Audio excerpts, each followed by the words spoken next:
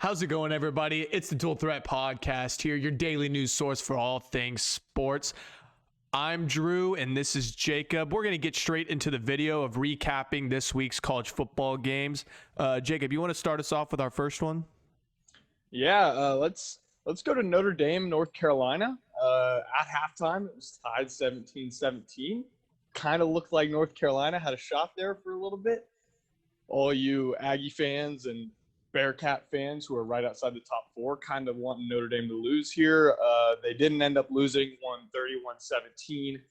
Ian Book, 23 of 33, 279 yards and a touchdown. They also had two rushing touchdowns by Kyron Williams. They didn't look great, but they did enough, and their defense looked good. Second half, gave up 0 points, like it has all season. Any big takeaways for you? Yeah, I was just going to point out that Notre Dame's defense, to me, looked phenomenal in that game. We talked about how we don't think Notre Dame is really elite at everything. They're just good at everything. To me, in that second half, Notre Dame's defense looked elite, and I'm going to give them credit. I mean, if you hold Sam Howell to one touchdown throw and their running back Carter, I think, to like 50 yards, you're going to win against North Carolina. They're kind of that dual threat, not really dual threat, but just like they can run and they can throw whenever they want. And so if you're going to hold the rushing game to a minimum, it's going to be hard for North Carolina to put up points on the board. And that's how they adjusted in the second half. I got to give props. I have been a Notre Dame hater in the past, but I'm really starting to turn around in Notre Dame. They look really good. I think their biggest thing for them is winning out and beating Clemson. Either that or keeping it close, because I can't see Notre Dame not getting in the playoffs if they lose to Clemson just by a touchdown. So they're in a really good position to get into the college football playoffs. So we're going to go ahead and go to the next game. I believe that is the Iron Bowl. It was Alabama 42, Auburn 13. I mean, I'm gonna keep it pretty simple this game.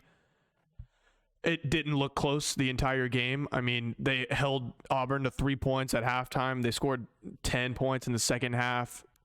Alabama's defense has improved, and that is what's scary. It's looking like LSU's team from last year. The Alabama defense didn't look great at the beginning of the year, and now it's starting to sort of click. I mean, even with their coach not even being there, they still just destroy Auburn 42-13. Mac Jones, 5 throwing touchdowns to sort of put his name back in the Heisman race. You know, Devontae Smith going to have 200 yards, 2 touchdowns. That's sort of Devontae Smith. I'm seeing him a lot more in the Heisman talks as well, and he deserves to be there, I think. He's looked fantastic this year.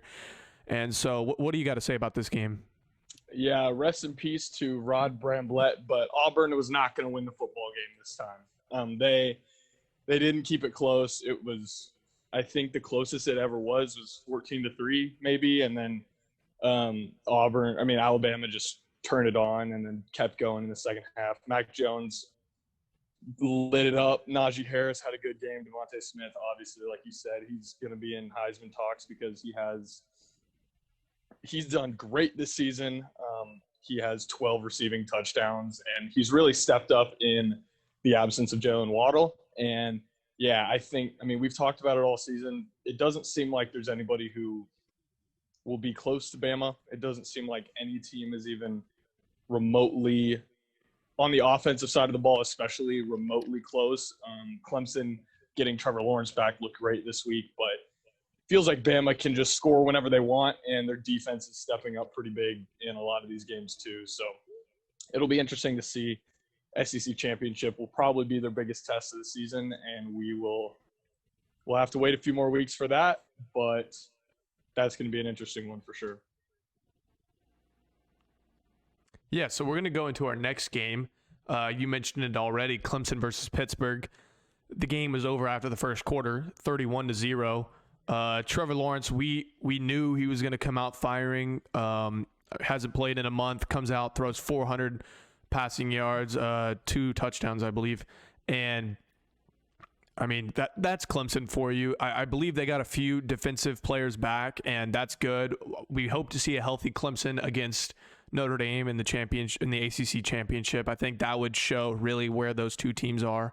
I mean, a lot of people are putting an asterisk on the first Notre Dame Clemson game, and I don't really blame them. But Travis is where I'm kind of confused because he's not really rushing for a lot of yards. He had 2 touchdowns, but he was averaging, I think it was 5 yards per carry, which is not bad. But my thing is, like, this dude last year was running all over the place, and he was a Heisman candidate at the beginning of the year, and now he's sort of dying out.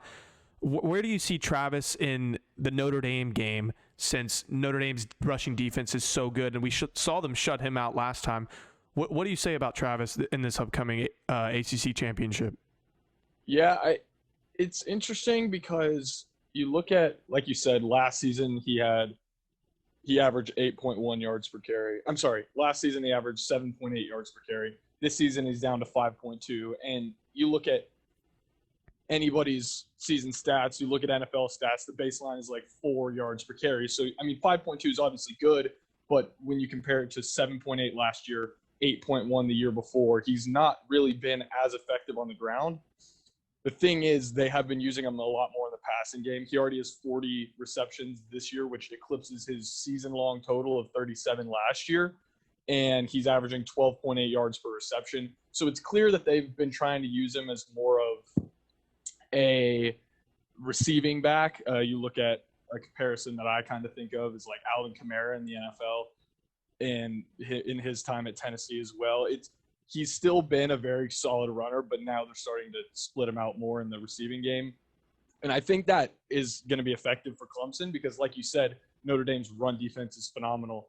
And if you're not going to be able to run the ball, which I anticipate they won't be able to particularly well, you got to get him involved somehow because other than Trevor Lawrence, he's your best player. And you get the ball to him, get him open in space, and he's going to make big plays for you. So I think they're just kind of transitioning him more to a receiving back and using him in that sense. Yeah, I agree completely. And that's just going to lead us into our next game, which was kind of hard to watch. I'm not going to lie to y'all. That's A&M versus LSU. A&M does win 20-7. Kellen Mond, and we've talked about him in the past. He might be the most inconsistent quarterback in the league. I understand it was raining. I understand that they had a month off, but you go and watch Jimbo Fisher's post-game conference, and he talks about how that was no excuse. Kellen Mond had plenty of practice going into this game, and he was practicing in the weather as well, and he looked good, and he just comes out and just doesn't look great. I think at one point he was 5 for 21 going in the second half, and then they threw a few like 4-yard passes just to get his stats a little bit better. But that's scary for me if I'm an A&M fan. Isaiah Spiller and their defense carried that game. They got that pick 6 in the third quarter, and their offense only had 1 scoring touchdown against the worst passing defense in the league, and that is not a good look if you're trying to get in and if you're trying to slip into that college football playoffs. And I think it was obvious the commentators don't want A&M in the college football playoffs. I mean, if I'm an A&M fan, I can't even like watch the game after they're showing that picture of how A&M gets in the playoffs and circles it and says no on it on convincingly. Yeah, A&M versus LSU wasn't really convincingly, but at that point they were shutting LSU out, and that to me is impressive. A&M's defense looks like a playoff defense, but their offense needs some work. What do you got to say about this game? Yeah, I mean, you look at it, I'm watching that game, Kellen Mond, it felt like every time he kind of started getting into a rhythm, one of his receivers would drop a pass, which obviously is no excuse for for him being 11 for 34, but it definitely is a momentum killer when you get a big run by Spiller, and then you complete a pass, and then boom, third down, and your guy that should be sure-handed drops the ball. Again, it's no excuse for 23 incomplete passes. I think you said everything that I was going to say. Defense looked really good. Isaiah Spiller looked decent. LSU, you could tell after the first quarter-ish, their game plan was to just bottle up Isaiah Spiller as best as possible, because he had that long 52-yard touchdown and then another like 40-yard run or whatever. And other than that, he had 25 carries for probably like 70 yards. So not super great. And that was clearly LSU's focus on defense once they realized Kellen Mond couldn't get into a rhythm. And I think Kellen Mond thrives a lot off of the run game. I think his ability to use play action to his advantage when the run game is working is where he makes his money. And he throws the ball over the middle a lot, and he just wasn't able to do that this game. Again, no excuse, but felt like he threw a lot of balls to the outside, which he's not good at. A lot of deep balls, which he was very inaccurate on. And his bread and butter kind of over the middle stuff just wasn't working. And so, yeah, like you said, not a great offensive performance, really good defensive performance. Realistically, it was a shutout because LSU scored, what, like 30 seconds left in the game. So, yeah, I mean, again, if you had just looked at the game and seen that A&M pretty much won 20-0, you're not doubting it. But then if you watched it or dive into the stats a little bit, it was not the most exciting one to watch, but it's a win nonetheless. And the AP still has them ranked 5. I would assume the college football playoff committee is still going to have them ranked 5 as well. So, yeah, and to all you A&M fans out there, if Florida somehow jumps you in this ranking, it really doesn't matter.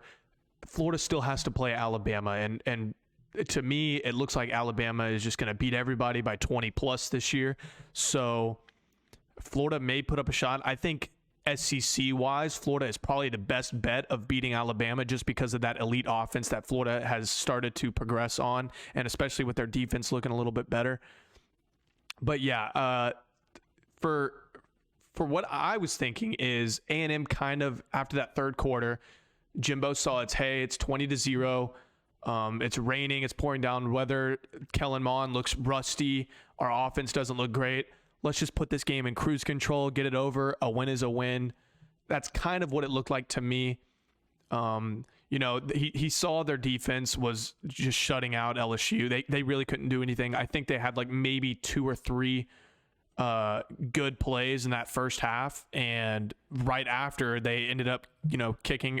There was that controversial touchdown brought back, and then he threw an interception in the next play. So LSU had their opportunities to score, but A&M kind of adjusted throughout that first quarter and shut them out pretty much for the rest of the game until that fourth quarter with 30 seconds left. So speaking of Florida, that's who we're going to talk about next. Florida 34, Kentucky 10. Going into halftime, that game looked pretty scary, 14-10. And then Florida shut them out in the second half, ended up scoring 20 points for that 34-10. Kyle Trask, a lot of Florida fans were pretty upset about Kyle Trask having 300 passing yards, 3 touchdowns, but all 3 to Kyle Pitts for his comeback game. But to me, this is what Kentucky does. They run the ball, and then they wait till 1 second left on the clock, and then they snap it against, when they play Florida or Alabama. That's what they tried to do against Alabama. That's why that game looked a little bit more controlled in Kentucky's way in that first quarter. But then Alabama started to run away with it. And that just shows me that Florida's defense is not where Alabama's defense is. They couldn't stop them from that run game and then, keeping the ball out of Kyle Trask's hands. That's what Alabama was able to do with Kentucky. They were able to, get those 3 and outs, get the punts, get the ball back in Mac Jones' hands. And that's why that game ended up being 63-3. But in this game, Florida's defense could not stop Kentucky from getting those first downs off of runs. And you look at Kentucky's quarterback, he might be one of the worst in college football. And I'm sorry, but that's just how it is. I think he had 3 interceptions, and they were bad interceptions, not like tip drill interceptions straight to the defender.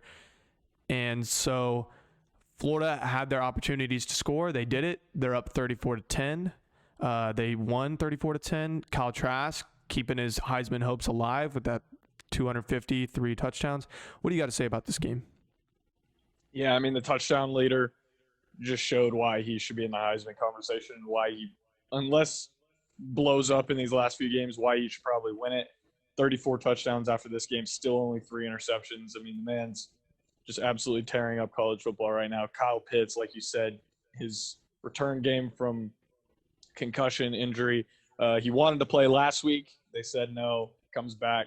3 of his 5 receptions are touchdown. The man's a beast. I mean, there's really nothing to say here. It was close at halftime, like you said, 14-10, and then the Florida defense got 3 interceptions second half and pretty much iced it. I feel like they were just in the second half, they realized Kentucky can only run the ball, and that's like the only thing they can possibly do. So they guarded against that, put their guys in man coverage, and then got a couple interceptions. But yeah, not a whole lot to say here. It was closer than it should have been, but in the end, Florida pulled that one off. I mean, they showed some stats during the game. The last 3 times they've met, Kentucky's been up like pretty late in the game. So it's clearly a game. I mean, it's on a rivalry weekend for a reason. It's clearly a game that has some merit to it, and Kentucky is typically pretty competitive in, but in second half, they just really could do nothing. But yeah. Yeah, so that's going to lead us into our last game. The biggest upset of this weekend, I believe, Michigan State 29, number 8th ranked, Northwestern 20. Northwestern just beat Wisconsin last week, and that put them in the top 10. If you remember, me and Jacob both kind of had Northwestern higher in our top 10. I think we both had them at 8 or 9, and this is why. Northwestern did not capitalize on offense with those turnovers last week, and they didn't capitalize this week either, and Michigan State did, and that is why they won the game. Northwestern's quarterback, Peyton Ramsey, had 2 interceptions, and I believe Michigan State scored on both of them.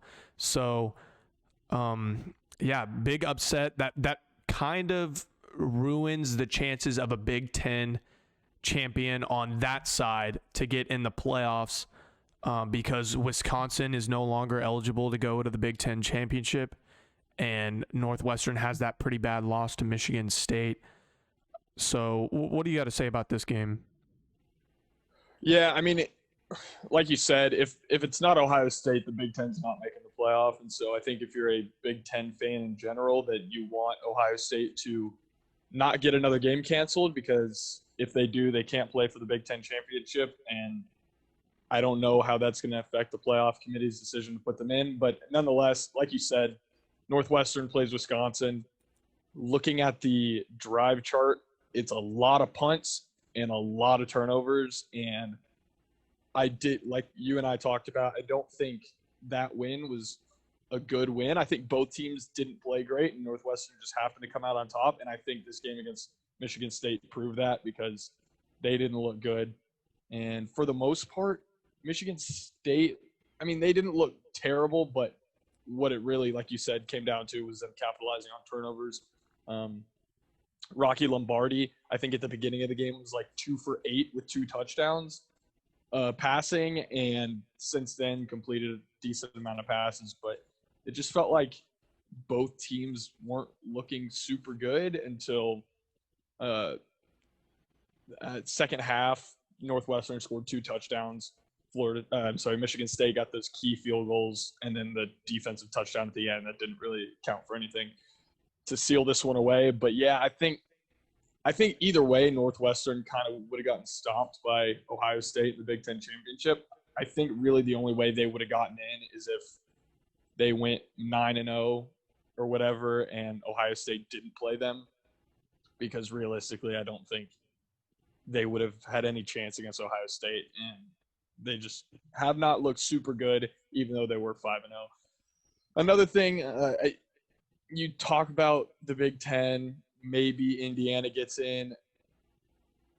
They just beat Maryland pretty convincingly. Maryland couldn't do anything on offense. Michael Penix Jr. goes down. He's out for the season. I don't know if you saw that, which that torn ACL, I mean, it looks like that's going to be the nail in the coffin for Indiana. Any hopes they had of winning out and getting to play in the Big Ten championship, if Ohio State doesn't, it feels like this week against Wisconsin. I mean, Wisconsin looked bad last week, so who knows? But realistically, I don't think they have a chance to get in, even if they do win out, because their best player is down for the rest of the season.